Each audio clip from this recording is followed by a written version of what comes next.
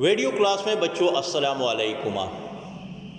8 class का mathematics book सामने रख ले और साथ में पेन पेंसिल शार्पनर और एक रफ कागज़ भी रख ले।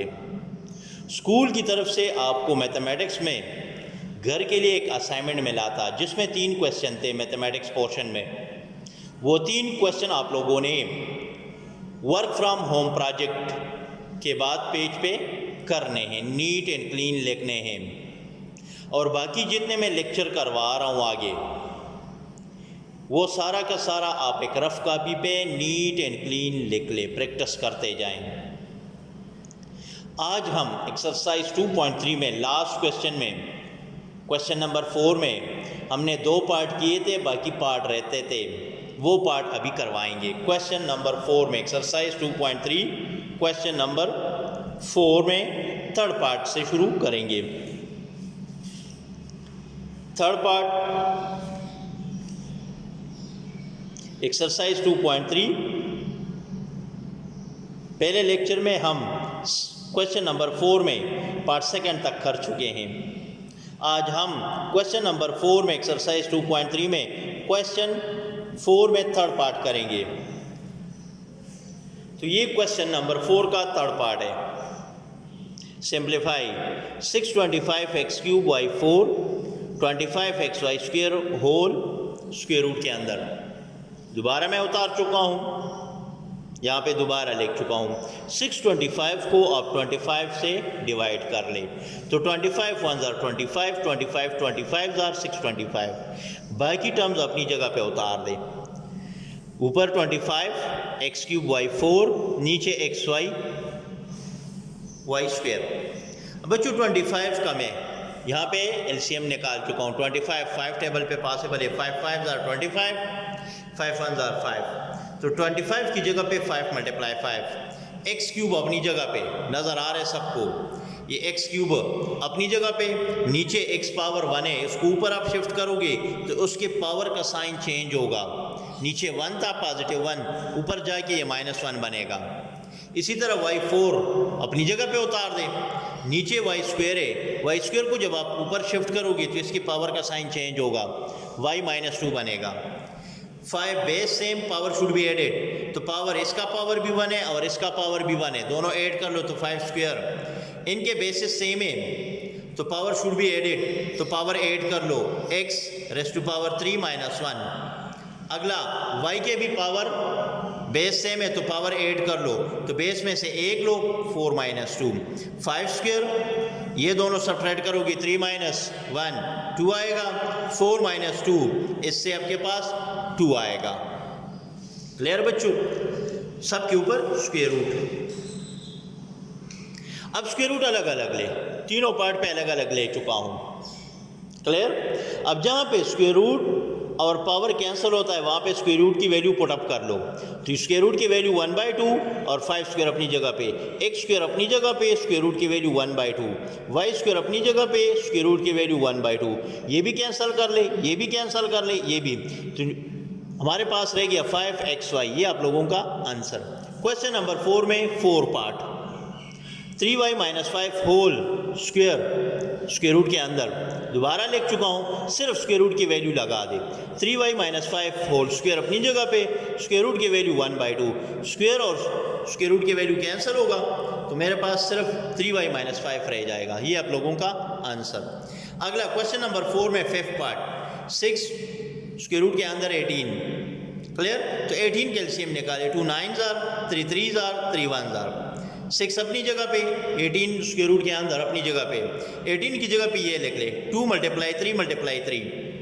जिनके बेसिस सेम उसके रूट के अंदर उसके पावर 8 कर लो, तो 3 और 3 के बेसिस सेम है तो इसके पावर मैं अभी 8 करूँगा।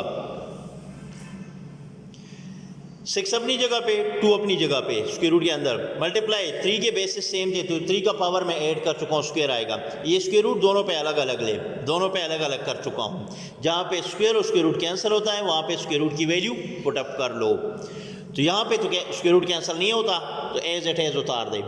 यहाँ पे स्क्वेयर रूट और स्क्वेयर कैंसिल हो रहा है तो स्क्वेयर रूट की वैल्यू कैंसिल कर लो स्क्वेयर के साथ, कैंसिल तो 3 रह जाएगा। 3 स्क्वेयर रूट के अंदर मल्टीप्लाई नहीं हो सकता। ये स्क्वायर रूट से बाहर जो वैल्यू है उसके साथ मल्टीप्लाई होगा, तो 3 इसके साथ मल्टीप्लाई होगा, ये 18 आ जाएगा और स्क्वायर रूट के अंदर 2 रह जाएगा। ये आप लोगों का आंसर। क्वेश्चन नंबर 4 में 6 part. 54x cube y cube z square cube root के अंदर। क्लियर? दोबारा मैं लिख चुका हूँ। 54 का यहाँ पे एलसीएम निकाले तो 2 27 जार, फिर 3 9 जार, 3 3 जार, 3 1 जार, तो 2 मल्टीप्लाई 3 मल्टीप्लाई 3 मल्टीप्लाई 3।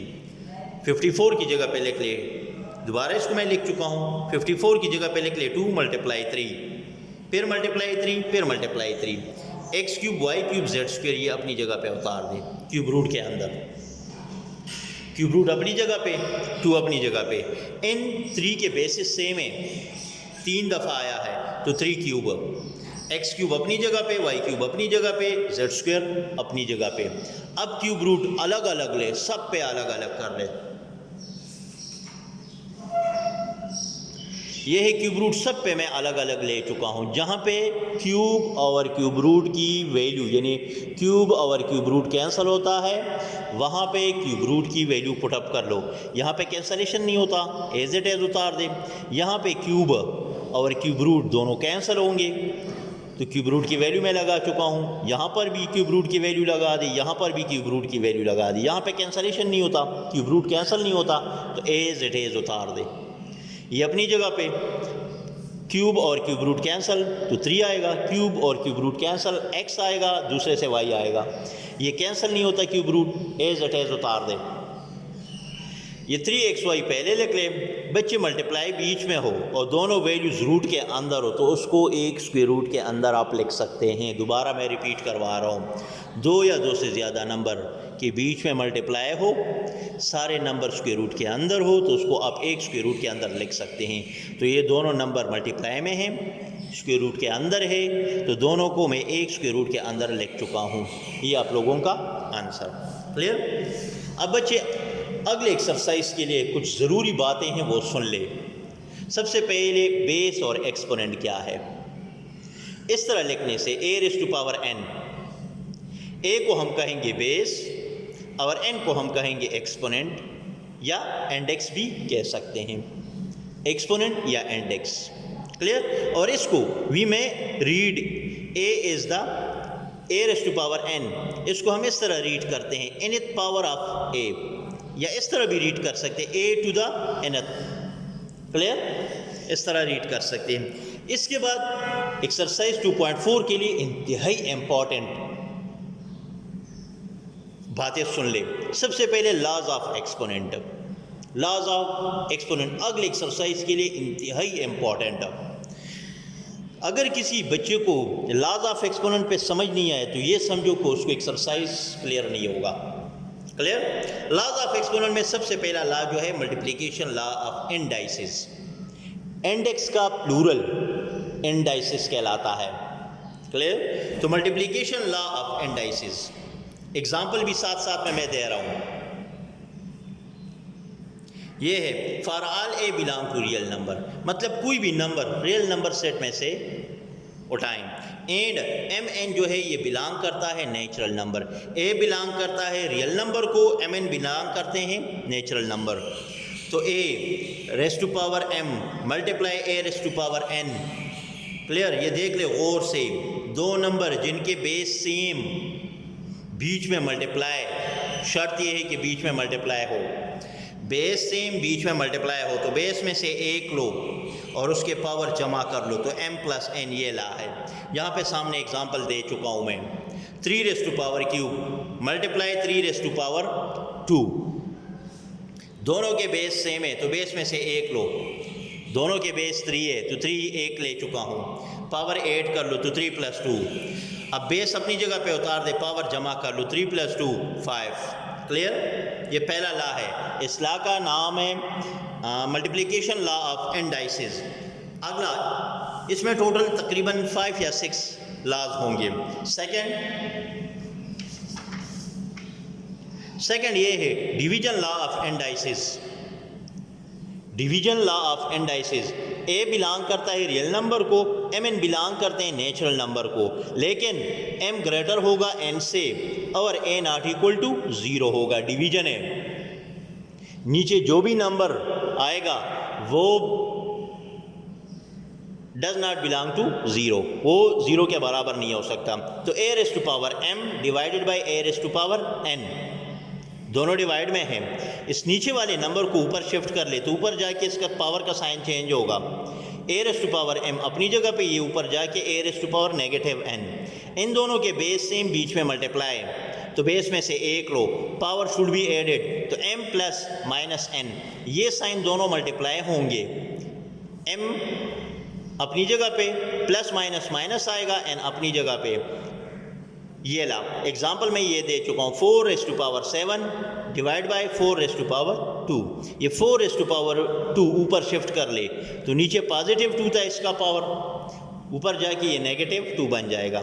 दोनों के बेस सेम, बेस में से एक लो, पावर शुड बी एडेड, तो 7 प्लस माइनस 2, इन दोनों से आएगा 7 माइनस 2, 7 से 2 सब्ट्रैक्ट कर ले 5। ये example clear. Second law division law of indices था।